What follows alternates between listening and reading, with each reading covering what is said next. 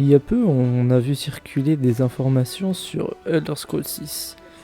Et je me suis dit qu'il serait temps de se replonger en Tamriel en attendant l'arrivée de ce nouveau jeu.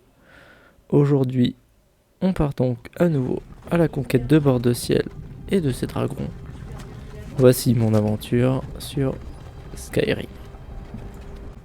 Allez, et pour commencer, on va skip cette intro. J'aurais pu mettre un mode pour faire ça, mais comme je veux jouer en vanilla, les modes sont bien entendu interdits. Et moi j'ai dû subir cette intro pour la 100e fois, mais pas vous, vous avez de la chance. La magie du montage. Et bon sang que c'est long. 4 minutes. Il y a 12 ans, ça sonnait comme le prélude d'une grande aventure. Aujourd'hui, c'est simplement 4 minutes qui nous en éloignent. Mais bon, allez. On va bientôt être appelé. Allez, allez, Ralof. À toi d'aller au bio.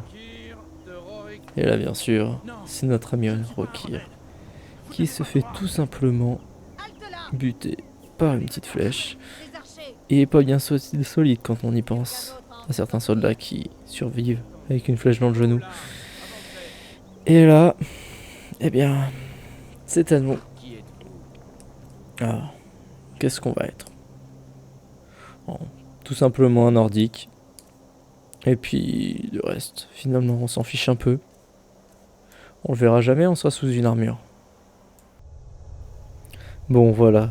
J'ai juste changé la couleur des cheveux et on s'appelle Maraude. Et maintenant, il va être temps de continuer cette magnifique intro jusqu'à ce qu'on soit libéré par vous savez qui. Allez, nous sommes libres enfin. Et maintenant, on doit passer ce pseudo-tutoriel. Sauter sur le toit. Choisir son camp. Et tuer quelques sauvages ou impériaux. Ou si vous êtes comme moi, autant tuer les deux, ça fait des points d'XP. Ah, j'oubliais. Les araignées. Et l'ours, avec sa kit cam obligatoire. Ça y est, nous sommes enfin libres. Il est temps d'explorer les vastes régions de Bord de Ciel.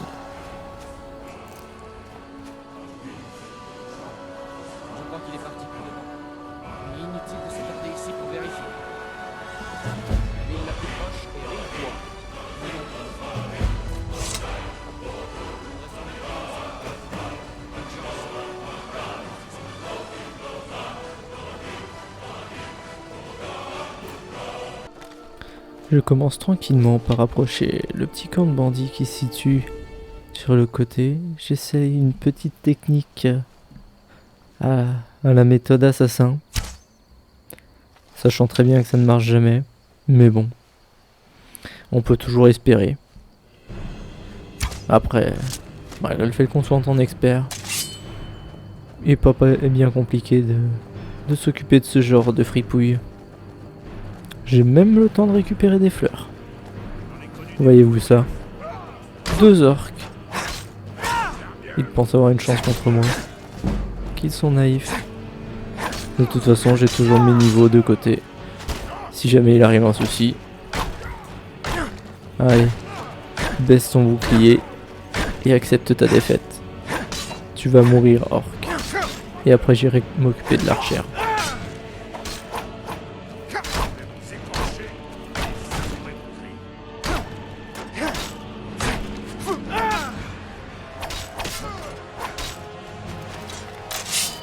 Bon, il est quand même utile de savoir se soigner et de continuer de cueillir quelques petites fleurs. Et maintenant, c'est un duel d'archers qui s'engage. Nous allons voir qui, entre cette bandit et le meilleur archer de tout Tamriel, va gagner. Oh, sa flèche a même ricoché sur moi. Je suis sûr que je pourrais la récupérer plus tard. Et en attendant, voici la dernière flèche. Pour terminer le travail. Allez, fini le pillage du petit camp de bandits. On fait le bouquetin dans les montagnes. Et on va dire bonjour à ce pêcheur pour farmer un petit peu notre furtivité. On dégaine en toute discrétion. Et hop, je te tranche la carotide. Ah, ça n'a pas suffi. Désolé, je rengaine, c'était pas moi, c'était un moustique. Ah non, c'était moi. Ah, ça marche pas deux fois. Bon, bah, on va finir le travail, ma foi. Allez, quelques petits coups d'épée. Et ce sera réglé. Bon, maintenant on va piller tout ce que t'as sur toi, en tout cas qui est intéressant. Piller ton argent. Et prendre tous tes objets de valeur dans ton coffre. Si on arrive à l'ouvrir.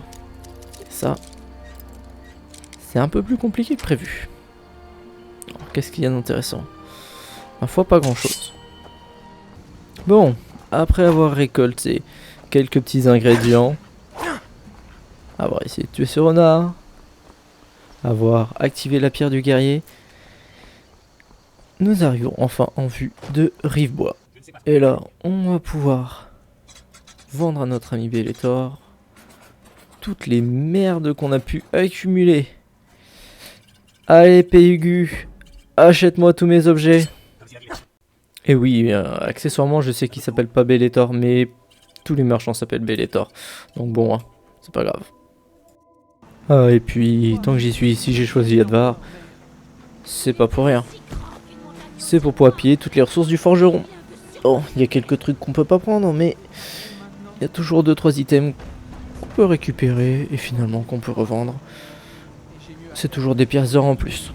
On dit pas non, notre objectif, c'est d'avoir 1 milliard de pièces d'or. On pourra plus se déplacer, mais on sera riche. Et ça, c'est le principal. Les bons gens de Rivebois m'ont demandé d'aller à Blancherive pour prévenir le Jarl. Mais je préfère collecter des fleurs et tuer quelques bandits. On m'avait parlé d'un petit camp là, avec cet orc qui essaye de défendre son camp de bandits. Enfin, maintenant qu'il est mort, on va pouvoir avancer, tuer tous ses amis et récupérer quelques ressources qu'on pourra vendre à Bellator de Rivebois. Bon, faisons pas genre, c'est le premier donjon que tout le monde fait. Il est pas bien compliqué et permet de se faire vraiment beaucoup d'argent. Allez, il est temps de up nos skills à l'arc et à furtivité. On va voir si on peut les tuer avant qu'ils arrivent vers nous. Plus qu'une seule flèche. Oh, je crois que je l'ai loupé. Oh, ce satané poteau. Bon, c'est pas bien grave. Il est déjà mort. Et toi, tu vas goûter au fil de ma lame. Te voilà mort. Allez, encore 2-3 bandits dont on va s'occuper à l'arc. Bon. Certes, je plante mes flèches dans le bois. Mais il y en a une ou deux qui vont dans leurs genoux. Et maintenant, il est temps de sortir l'épée et le bouclier. Ouh.